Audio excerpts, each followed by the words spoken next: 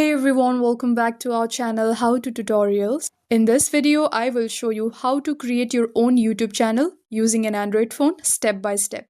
First, open the YouTube app on your phone.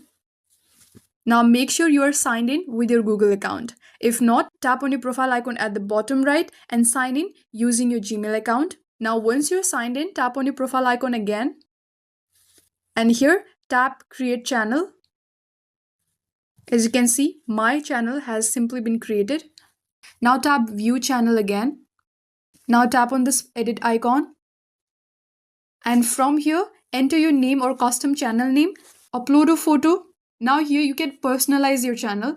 Tap edit icon next to the button to add a profile picture, channel description, and even a banner later if you want. This helps people know what your content is about. Then to upload a video, tap the create button at the bottom and select upload a video. Choose your clip and follow the on-screen steps. For better control of your uploads, download the YouTube Studio app from the App Store.